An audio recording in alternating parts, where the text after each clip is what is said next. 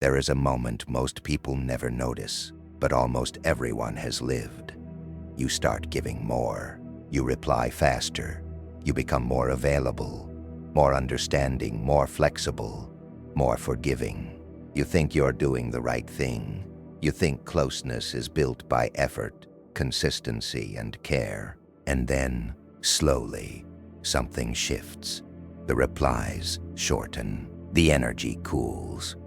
The excitement fades, not dramatically, quietly, confusingly, until one day you realize the attraction you were trying to protect is slipping away because of the very things you believed would secure it. This is not bad luck. This is not cruelty. And it is not because you weren't enough. It is because overgiving sends a psychological signal that most people misunderstand, but the human nervous system reads instantly. Attraction does not respond to effort alone. It responds to value, contrast, tension, and perceived choice. And when you overgive, you remove all four. Let's strip this down to its core. Human attraction is not a moral system. It is not fair, logical, or kind. It is a perceptual system. The brain is constantly scanning for signals of value, stability, and self-possession, not consciously, but instinctively. And one of the strongest signals the brain uses to assess value is scarcity. Scarcity does not mean playing games. It does not mean ignoring people. It does not mean withholding affection as punishment. Scarcity simply means this: your time, attention, energy, and emotional investment are not infinite. When that truth disappears, attraction weakens. Overgiving removes friction. Overgiving removes uncertainty. Overgiving removes the sense that being chosen is meaningful. And when being chosen has no cost, no risk, and no selectivity, the nervous system stops responding with desire and starts responding with comfort, or worse, indifference. This is why someone can say, "They're amazing, but I just don't feel it anymore," without being able to explain why. The feeling has shifted not because something was added, but because something essential was removed. The element of choice, the weight of selectivity, the reality that access to you is not unconditional. Let's look at how overgiving actually shows up. It's not dramatic. It's subtle. It looks like replying instantly every time, even when it disrupts your focus or routine. It looks like rearranging your schedule to be available whenever they want. It looks like explaining your feelings repeatedly so you won't be misunderstood. It looks like forgiving too quickly without repair. It looks like chasing clarity instead of allowing space. It looks like staying emotionally open while the other person slowly closes. And the dangerous part is this: none of these behaviors are wrong on their own. They become destructive only when they are one-sided. Overgiving is not generosity. It is generosity without boundaries. And psychologically, generosity without boundaries does not feel like safety. It feels like pressure. Because when someone gives too much, too fast, too freely, the unconscious question arises: why are they doing this? What do they need from me? Why does this feel heavy? These questions don't appear as conscious thoughts. They register as discomfort, as distance, as a pulling away that the giver cannot understand, because their intentions were pure. But intentions do not dictate impact. The nervous system does not care about your reasoning. It cares about balance, reciprocity, and whether the dynamic feels sustainable or suffocating. Attraction requires lightness, not shallowness. Lightness. When everything is available, nothing feels special. When everything is explained, nothing feels mysterious. When everything is given, nothing feels earned. This is where scarcity comes in, not as a tactic, but as a natural consequence of self-respect. Scarcity is created when you have a full life that does not orbit another person, when your attention is divided by purpose, goals, discipline, and solitude. When your presence is warm, but not guaranteed. People often think attraction fades because they weren't enough. In reality, it fades because they abandon themselves. The moment you start monitoring your value through someone else's reactions, attraction destabilizes. Because desire does not grow where need is visible. Need has a psychological weight. It bends interactions. It creates imbalance. And imbalance kills attraction faster than conflict ever could. Two people can argue and still maintain attraction if the underlying dynamic remains balanced. But when one person becomes the emotional center of gravity while the other floats freely, the structure collapses, not because love wasn't there, but because the architecture that sustains desire was dismantled piece by piece through overgiving. Error is the paradox most people struggle with. The more you try to secure attraction through effort, the more you signal that attraction is scarce on your side. And the psyche reads that as low leverage. Healthy attraction exists where both people feel chosen, not rescued, not obligated, not managed. This is why scarcity works, not because it manipulates, but because it restores balance. When you stop overgiving, a few things happen internally. You stop chasing reassurance. You stop explaining your intentions. You stop adjusting yourself to avoid loss. You stop filling every silence. And externally, something shifts. Your responses gain weight. Your presence gains gravity. Your absence becomes noticeable, but not as punishment, as reality. Because scarcity is not something you perform. It is something you allow. You allow space. You allow uncertainty. You allow the other person to invest or not. And this is crucial. Attraction cannot be forced to grow where choice is removed. If someone never has to wonder, reflect, miss, or risk losing access to you, their nervous system stays dormant. Desire needs contrast. It needs distance and closeness to alternate. It needs room to move. Overgiving flattens that rhythm. It creates a relentless presence that the nervous system begins to tune out, the way you stop hearing a sound that never stops. The mind craves variation. It craves the movement between presence and absence, certainty and mystery, closeness and autonomy. Without that oscillation, attraction becomes static, and static attraction is not attraction at all. It's familiarity without desire. Now, let's be clear about something important. Scarcity is not emotional withdrawal. It is not coldness. It is not withholding affection to regain control. That is insecurity disguised as strategy. Real scarcity comes from fullness, not from fear. You still express interest. You still show warmth. You still care. But you stop making yourself smaller to maintain connection. You stop explaining yourself into exhaustion. You stop over-investing before reciprocity exists. You stop staying where you are only tolerated. And when you do this, one of two things happens. Either attraction returns because balance is restored, or it doesn't because it was never mutual to begin with. Both outcomes are clarity. This is why scarcity is not manipulation. It is honesty. It reveals who is choosing you and who was simply consuming you. If someone loses attraction when you stop overgiving, they were not attracted to you. They were attached to your availability. And availability without self-respect is not intimacy. It is access. True attraction forms when someone senses that being with you is a choice, not a default.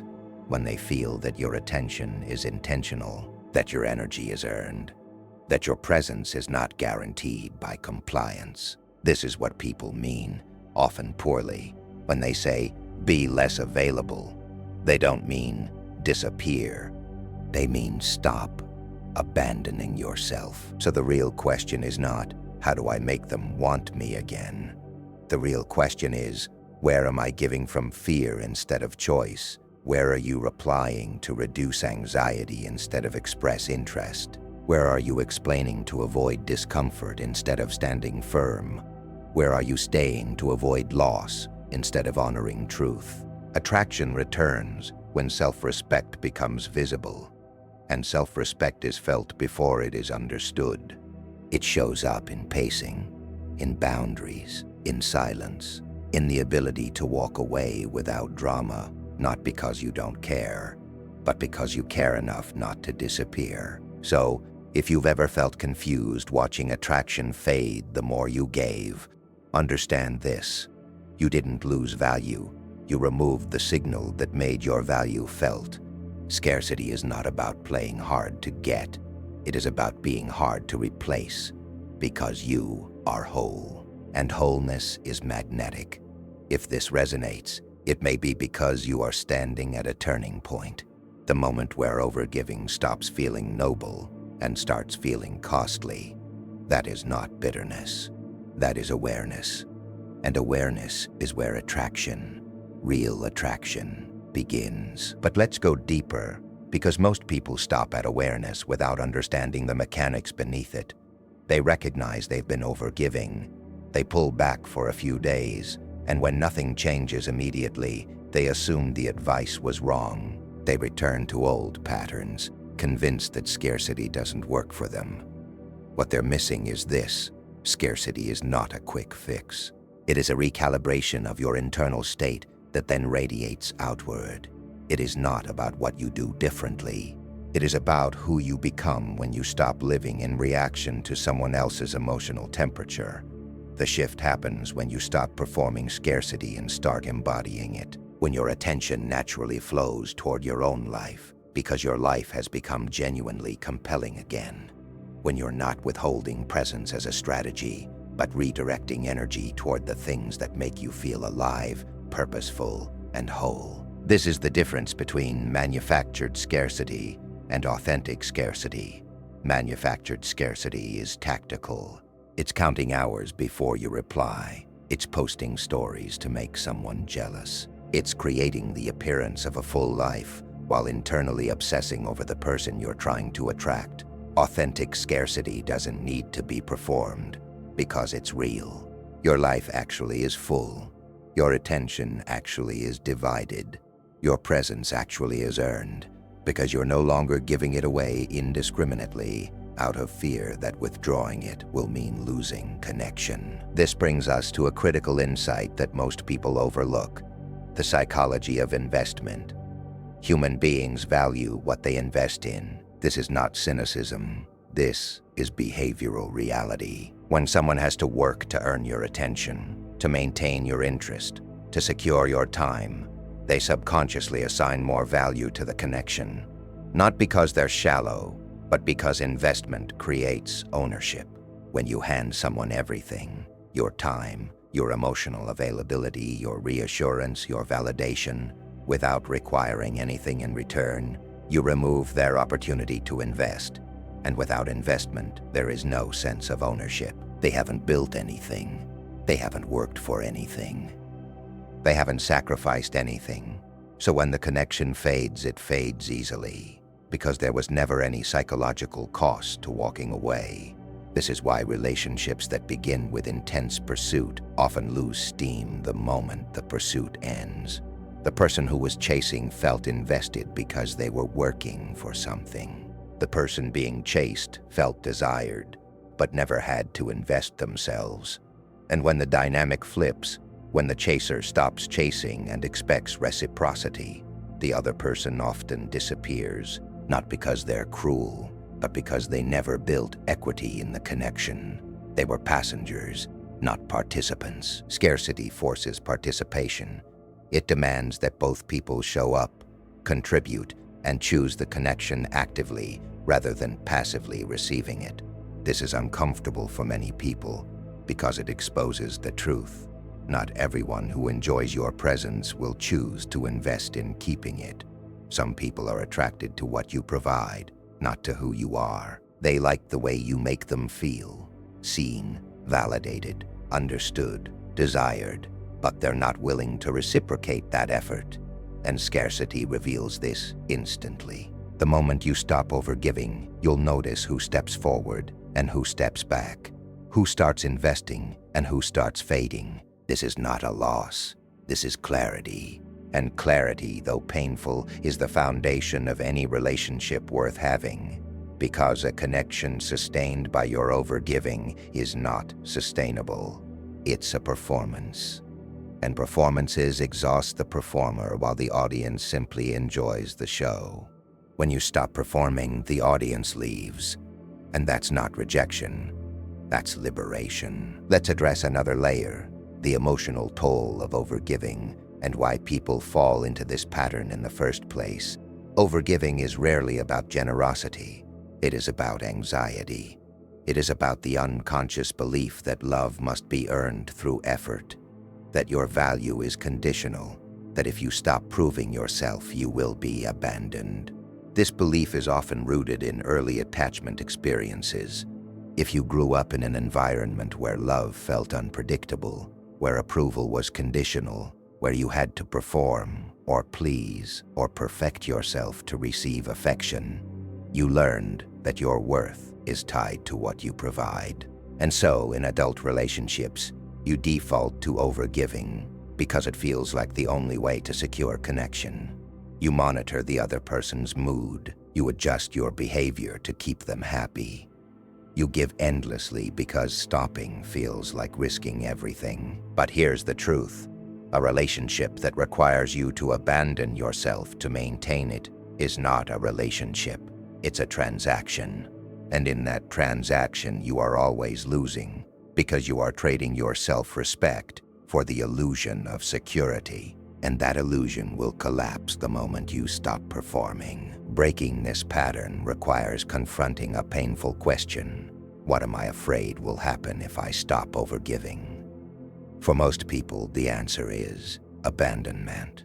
They fear that if they set boundaries, if they become less available, if they stop explaining and accommodating and sacrificing, the other person will leave, and sometimes that fear is justified. Sometimes the other person does leave, but here's what changes everything. If someone leaves because you stopped overgiving, they were never staying for you. They were staying for what you provided, and that is not love. That is dependency. Love does not require you to disappear. Love does not demand constant proof. Love does not punish boundaries. Love meets you where you are and values you for who you are, not for how much you're willing to sacrifice. So yes, scarcity might cause some people to leave, and that is not failure. That is filtering. You are not trying to keep everyone. You are trying to find the people who will stay when you stop performing, when you stop overgiving, when you stop bending yourself into shapes that don't resemble who you are. This is where the real work begins. Scarcity is not about changing how you interact with others. It's about changing how you interact with yourself. It's about building a life so compelling that other people become an addition, not the foundation. It's about cultivating purpose, discipline, passion, and solitude, not to make yourself more attractive, but to make yourself more whole. Because wholeness is what creates authentic scarcity. When your life is full, when your attention is genuinely divided among goals, hobbies, friendships, work, rest, and growth, you're not pretending to be busy. You are busy. You're not playing hard to get. You are hard to get because your time and energy are genuinely valuable and limited. And people feel that.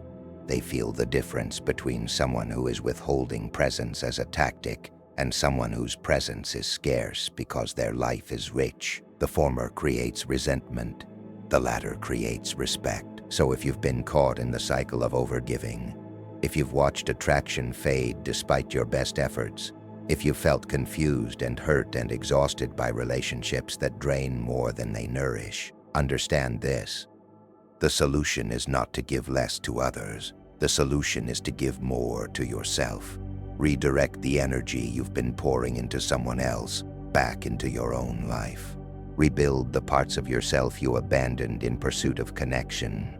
Reconnect with your goals, your interests, your standards, your peace. And as you do, something remarkable happens. The people who were taking you for granted either start showing up differently or they fade away, and both outcomes serve you.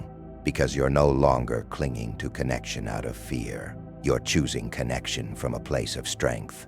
And that shift from need to choice, from fear to clarity, from overgiving to self-respect, is where attraction is not just restored but redefined. It becomes mutual, balanced, sustainable, real.